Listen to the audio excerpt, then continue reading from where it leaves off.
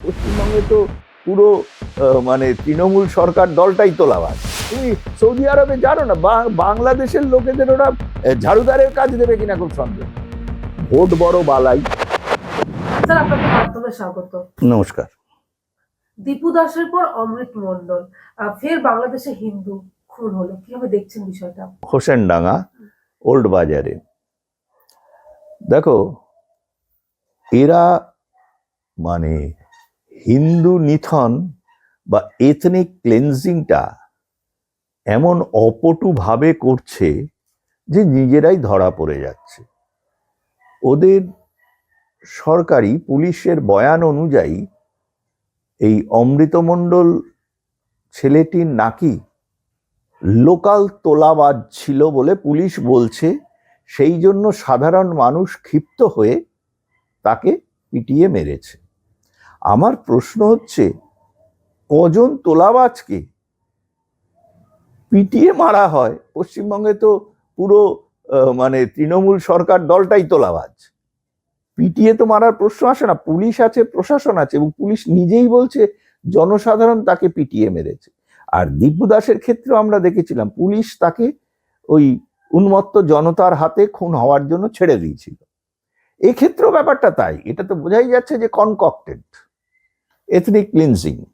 এবং এই এথনিক ক্লিনজিংটা দেখো, আগে যদিও ক্ষেত্র বিশেষে স্পোরেডিক্যালি কিছু জায়গায় হচ্ছিল, মোহাম্মদ ইউনিসের চাপিয়ে দেওয়া অনির্বাচিত স্বৈরতন্ত্রী সরকার আসার পরে খুল্লা হিন্দু নিধন শুরু হয়ে গেছে জেহাদি ইউনিসের তত্ত্বাবধানে।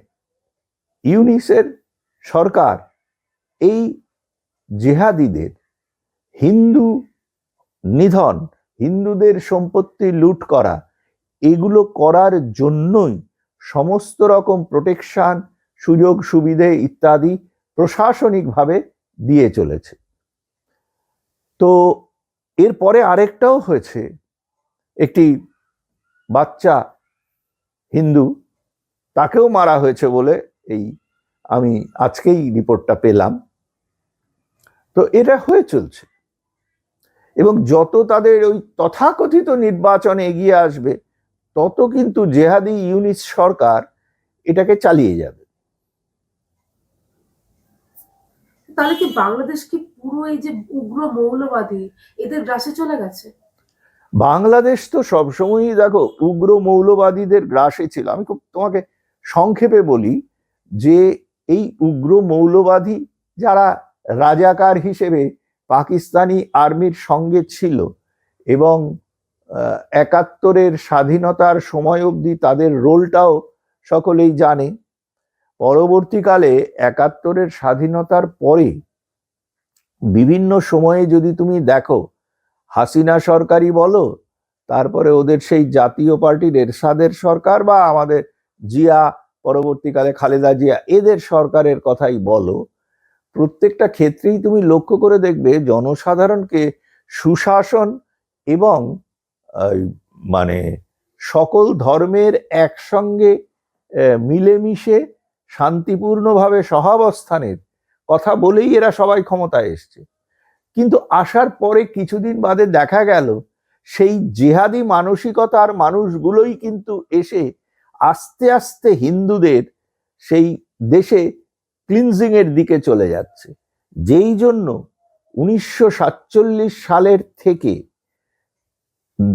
১৯৭১ এবং তারপরে অদ্যাবধি বাংলাদেশে হিন্দু জনসংখ্যা, মানে অমুসলিম জনসংখ্যাই বলো না কেন, ভীষণভাবে আস্তে আস্তে কমে যাচ্ছে। এবং সেটা গতি পেয়েছে এই মোহাম্মদ ইউনিসের জেহাদি পাকিস্তানপন্থী হিন্দু বিরোধী সরকারের সময়ে। স্যার, প্রথমে উগ্র মৌলবাদীরা প্রথমে হিন্দুদের মারা শুরু করে, তারপরে তারা যখন এটা শেষ হয়ে যায়, তারপরে আমরা দেখি যে নিজেদের মধ্যে যুদ্ধ করে, নিজেদের মধ্যে তখন ঝামেলা করে। সেক্ষেত্রে যেমন আমরা পাকিস্তানের ক্ষেত্রেও দেখেছি। এরকম কি হয়ে যাচ্ছে বাংলাদেশ, বা এরকম হতে দেখো, চলেছে? এটার কথা তোমাকে আমি একটা জিনিস বলি। এই যে ইসলাম, ওরা তো নিজেদের ইসলাম বলে। এই ইসলাম কিন্তু আমরা পৃথিবীতে দেখছি দু রকম ইসলাম। একটা হচ্ছে যেটা আর 5টা রিলিজিয়ানের মতো রিলিজিয়ান, যেখানে ধর্মকে প্রাধান্য দেওয়া হচ্ছে, কিন্তু সেই প্রাধান্যটা কিন্তু ধর্মীয় আচার আচরণের মধ্যেই সীমাবদ্ধ। দেশের স্বার্থে, দেশের ইন্টারেস্টে কিন্তু ধর্মকে কখনো দেশের ইন্টারেস্টের ওপরে বসানো হয় না। সমাজ জীবনে তার প্রভাব কিন্তু একটা লিমিটেড, যে কারণে ইসলামের যে জন্মস্থান সেই জায়গায়, এবং তুমি সৌদি আরবিয়াই বলো বা ইউনাইটেড আরব এমিরেটস বলো, কাতার বলো, যারা এই যথেষ্ট উন্নত ইসলামী দেশগুলো, সেখানে কিন্তু হিন্দু মন্দির হচ্ছে, বন্দে মাতরম গাইতে সেখানকার শেখেদের কোনো অসুবিধে হচ্ছে না। যত অসুবিধে হচ্ছে পাকিস্তান আর বাংলাদেশিদের। কেন? তার কারণ হচ্ছে পাকিস্তান বা বাংলাদেশের ইসলামটা কিন্তু অন্যরকম। সেটা হচ্ছে একটা দিন। এই দিন হচ্ছে ওয়ে অফ লাইফ। এবং তুমি যদি 1947 সালে, আমি তোমাকে পরিষ্কারভাবে বলছি, কংগ্রেসের সাধারণ নেতৃত্ব দেশের হিন্দু জনসাধারণের সঙ্গে গদ্দারি করে মোহাম্মদ আলী জিন্নাহর কথায় নেচে ভারতবর্ষের আজকের যে অবস্থা, খণ্ডিত ভারত, এবং সেখানে যে এই আমরা ধর্মীয় যে বিভাজন, সেগুলো তৈরি করার জন্য দায়ী মোহাম্মদ আলী জিন্নাহর একটা জিনিস আমি আগেও বহুবার বলেছি, বহু জায়গায় লিখেছি, যে সেই জিনিসটাকে আমি কিন্তু খুব মূল্য দিই। সেটা হচ্ছে উনি কিন্তু ভারতবর্ষের রাজনীতির ক্ষেত্রে সরাসরিভাবে স্বাধীনতার সময়ে এই দিন, ইসলাম যে একটা দিন, সেইটা এনে ফেলেছিলেন, ওয়ে অফ লাইফ। উনি পরিষ্কারভাবে বলেছিলেন যে ইসলাম যেহেতু একটি পৃথক জাতিসত্তা। কেন জাতিসত্তা? কারণ ইসলামকে ওরা দিন মনে করত, way of life. Way of life যেমন হিন্দু সংস্কৃতির অঙ্গ, হিন্দুত্বের অঙ্গ, সেটা ওয়ে অফ লাইফ। ভারতীয় হলেই তাকে হিন্দু সংস্কৃতিতে সম্পৃক্ত হতে হবে। সেখান থেকে বেরিয়ে গিয়ে কেউ যদি ইসলাম দিন গ্রহণ করে, তাহলে তার ইসলামী জাতিসত্তা তো কমপ্লিটলি পৃথক একটা জাতিসত্তা হয়ে গেল। তাদের কাজকর্ম, আচার আচরণ এবং সামাজিক অবস্থান, তার সেগুলো কখনোই হিন্দুদের সঙ্গে মিল খাবে না। এই জায়গাটাই হচ্ছে গোলমাল। এবং এটা কিন্তু বাংলাদেশে যেটা হয়েছে, তুমি আজকে দেখো, এটা খুব প্রক্ষিপ্তভাবে হয়েছে। তাদেরকে শেখানো হয়েছে। আতরাফি মুসলমানদের তো আশরাফি মুসলমানরা মুসলমান বলেই মানে না। তুমি সৌদি আরবে জানো না, বাংলাদেশের লোকেদের ওরা ঝাড়ুদারের কাজ দেবে কিনা খুব সন্দেহ। ওরা ওদের ইসলামী বলেই মানে না। কিন্তু ওই যে গায়ে মানে না আপনি মোর, আমি ইসলাম। এবং ওদের একমাত্র মাকসাদ তুমি যদি দেখো, সেটা হচ্ছে হিন্দু নারী ভোগ করা, হিন্দু সম্পত্তি ভোগ করা ইত্যাদি। এই যে লোভের বশবর্তী হয়ে ওদের ডিএনএর মধ্যে এই লোভটা রয়ে গেছে। এখনো যে কাজ করছে দেখো, ওই লোভের জন্যই হচ্ছে। এবং তার ফলশ্রুতি কি? তুমি যদি একটা জিনিস দেখো, ভারতবর্ষে যখন সেই সুলতানের সময় থেকে পরে মোগল ইত্যাদি, যে যারাই এখানে বিদেশি শাসকরা এসছিল, তারা কিন্তু লোভের বশবর্তী হয়েই এসছিল। এবং তারা যখন সামনে বিধর্মীদের ওই দিন অফ ইসলাম, সেইটাকে মেনে নিয়ে যখন বিধর্মীদের হত্যা কমপ্লিট হয়ে গেল, বিধর্মীরা যখন রইল না, তখন নিজেদের মধ্যে মারামারি করবে। কারণ লোভটা তো মানুষের রয়ে যাচ্ছে, ওদের ডিএনএ তো লোভটা আছে। এবং এই যে অবৈধ সন্তান ইত্যাদি করা, নারীদের নারীত্ব মর্যাদা না দেওয়া, দিন অফ ইসলাম নারীদের সতীত্বকে রেকগনাইজই করে না। সুতরাং আমরা তো জানি না কার ডিএনএ কিভাবে আসছে, তবে যাই হোক, এই লোভী লোকগুলোর ডিএনএ এসে কিন্তু আমাদের যে দেশের যে পরবর্তীকালের তথাকথিত ইসলামী জনসাধারণ, তাদের ডিএনএ কে কলুষিত করে দিয়েছে। বাংলাদেশে তো এই জিনিসটাই বেশি হচ্ছে, because of the ethnic cleansing. এবং আরেকটা জিনিস দেখো, যেটা রাজনৈতিক নেতারা খুব ভালোভাবে বলতে পারবেন, সেটা হচ্ছে যে বাংলাদেশের অস্তিত্ব টিকে আছে কিন্তু ওই কতিপয় হিন্দুর অস্তিত্বের ওপরে নির্ভর করে। যেই মুহূর্তে এথনিক ক্লিনজিং কমপ্লিট হয়ে যাবে, তখন বাংলাদেশকে রান ওভার করতে চীন, পাকিস্তান, ইন্ডিয়া, কি বলছো, যে কোনো, আরে মায়ানমার এসে ঢুকে যাবে। দেখো, এইগুলো, এই গাড়োলামোটা, এই বাংলাদেশি মানুষগুলোর গাড়োলামোটা কোথায় যাচ্ছে? এই জেহাদিরা বলে চিকেন নেক কাইটাল অমুক, চিকেন নেক অমুক করবো। আরে আমাদের দেশে যদি একটা চিকেন নেক থাকে, তোদের দেশে দুখানা চিকেন নেক আছে। আমাদের ঘন্টা সময় লাগবে এই দুটো চিকেন নেক? একটা জিনিস কিন্তু তুমি দেখো,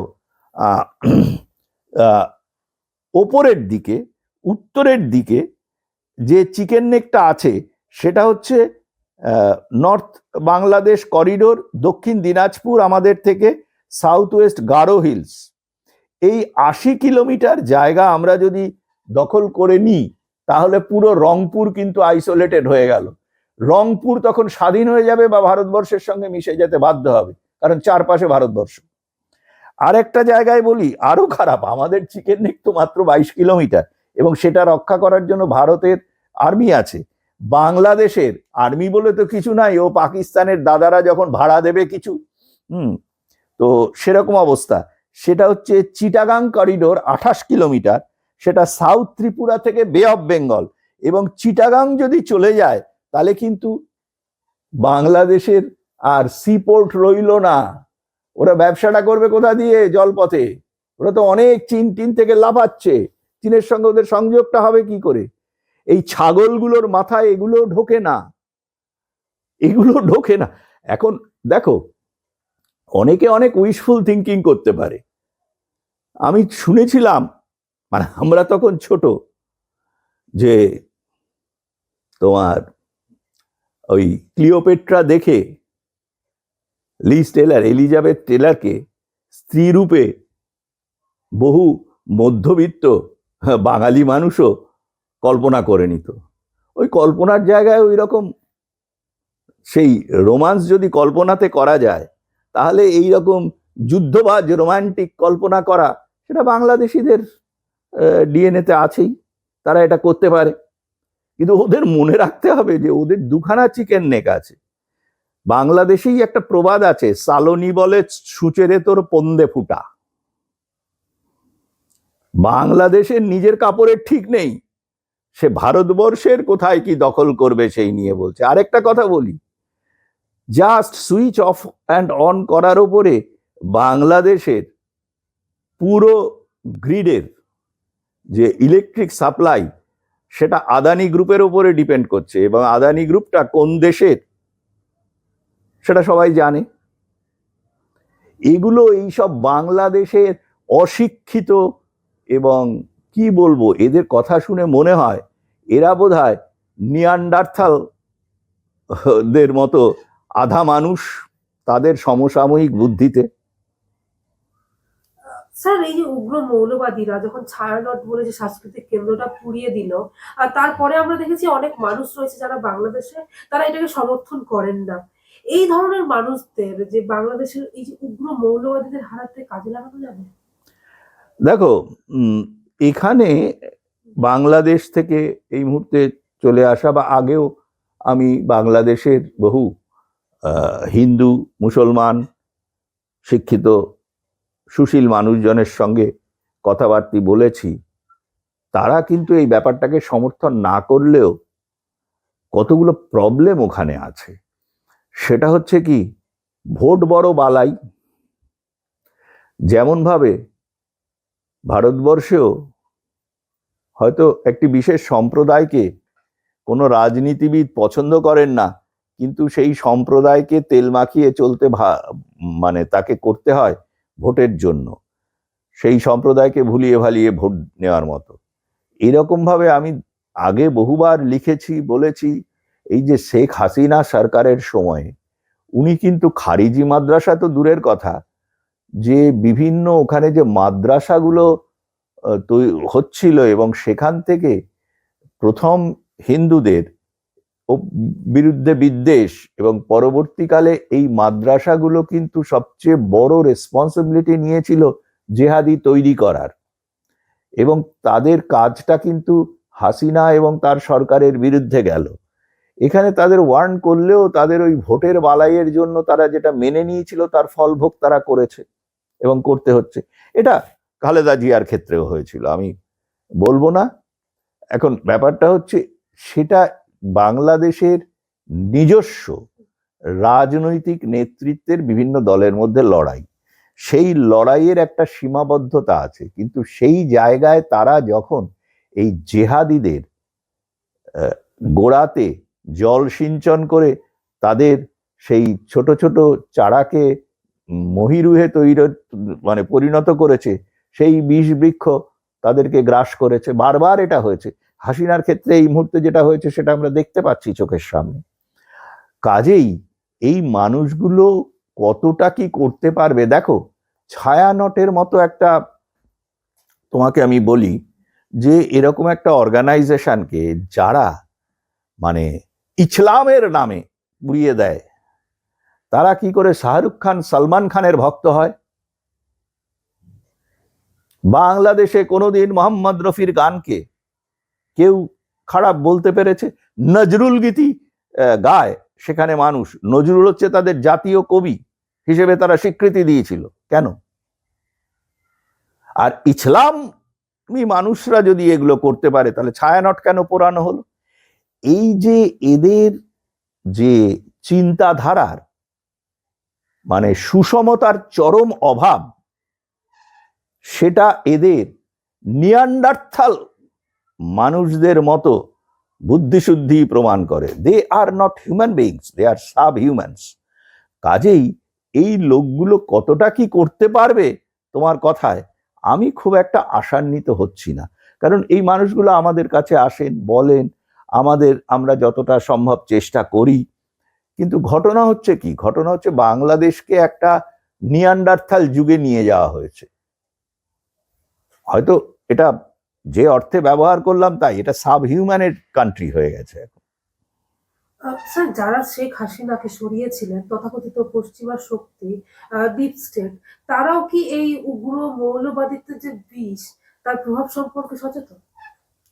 ডেফিনেটলি সচেতন। দেখো একটা জিনিস বলি, হয়তো আমাদের যে বর্তমান বিদেশমন্ত্রী জয়শঙ্করজি, তার তুলনায় অভিজ্ঞতা অতটা না থাকলেও বাংলাদেশ, পাকিস্তান, ভারতের এই যে অঞ্চলটা, এটাকে ডিস্টেবিলাইজ করে জেহাদিদের পুতুল সরকার তৈরি করার জন্য যে লোকটির ওপরে ডিপ স্টেট দায়িত্ব দিয়েছিল, সরোসেরা তো পেছনে ছিলেন, দায়িত্ব যাকে দেওয়া হয়েছিল ডোনাল্ড লু। এই ডোনাল্ড লু কিন্তু তুমি দেখো পাকিস্তানে কিভাবে তারা সাকসেসফুল হয়েছিল। তাদের ফেইলিওরটা যেটা হলো সেটা বাংলাদেশে এটা হবার পরে বাংলাদেশিদের যে বুদ্ধিশুদ্ধির ব্যাপারে সাব হিউম্যান গ্রুপে এখনো নিয়ান্ডারথালদের যুগে রয়ে যাওয়া, এমনকি তাদের ওই নোবেল প্রাইজ ঘাড়ের ওপর চাপিয়ে দেওয়া যে চোরটা ওই মোহাম্মদ ইউনিস, তাকে দিয়েও যে কম্মটি হবে না সেটা বুঝতে বুঝতে তাদের আমেরিকাতেই প্রেসিডেন্ট ইলেকশনে পাল্টে গেল। তারপরে যে এই পাগলা ট্রাম্প এলো, সেই ট্রাম্প কিন্তু সমস্ত কিছু ঘেটে ঘুটে দিয়ে বসে আছে। এখন ডিপ স্টেটের পক্ষে বা এমনকি আমেরিকান প্রেসিডেন্টের পক্ষেও বেশি দিন এই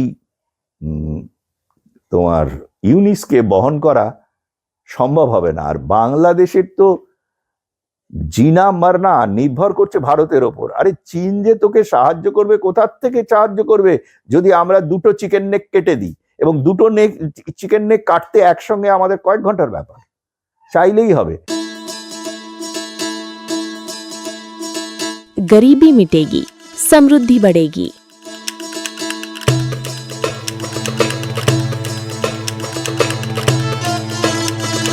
यही संकल्प है प्रधानमंत्री नरेंद्र मोदी जी और मुख्यमंत्री मोहन यादव का। गरीब कल्याण मिशन से मध्य प्रदेश ने उठाया है ऐतिहासिक कदम।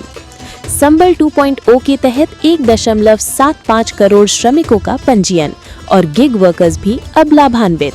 हजारों श्रमिक परिवारों को 224 करोड़ का भुगतान। 39 लाख लोगों को मिला भू अधिकार पत्र, देश में प्रथम स्थान। 8 लाख छोटे व्यापारियों को मिला ऋण सहयोग। 56 लाख पेंशनधारियों को हर माह 4000 करोड़ से अधिक राशि और 45 लाख परिवारों को मिला पक्का घर। अब हर नागरिक की सुविधा के लिए शुरू होगी मुख्यमंत्री सुगम परिवहन सेवा।